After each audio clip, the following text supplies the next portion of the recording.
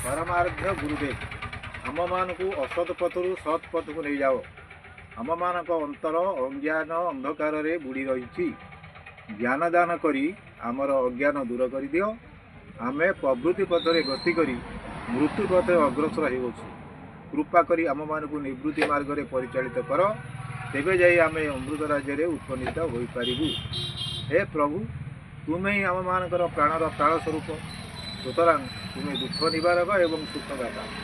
तुम्हें आम प्रवृत्ति को निवृत्ति पथरे परिचालित करने भली ज्ञान प्रदान कर। तुम्हें ही आम सर्व कर्मफलदाता फल तुम्हें ही आम मानकर एकमात्र उपास्य देवता। तुमरी स्वरूप चिंता ही आमर उपासना। तुमरी उपासना द्वारा आम बुद्धिवृत्ति शुभ पथरे परिचालित होगा फल आमर सकल अभीष्ट पूर्ण होता है।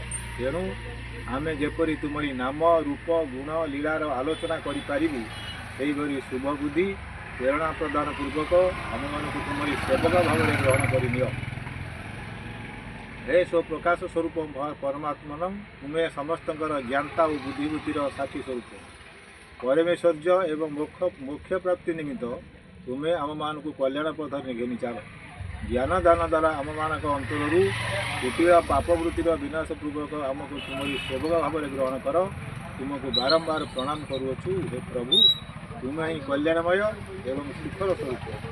तेणु तुमरी सुख और मंगलमय स्वरूप को आम आज शुभ दिन में बारंबार प्रणाम करुछु। तुम्हें आमर सुख और मंगल विधान करी आमको प्रार्थना पूर्ण कर। आमर प्रार्थना पूर्ण कर।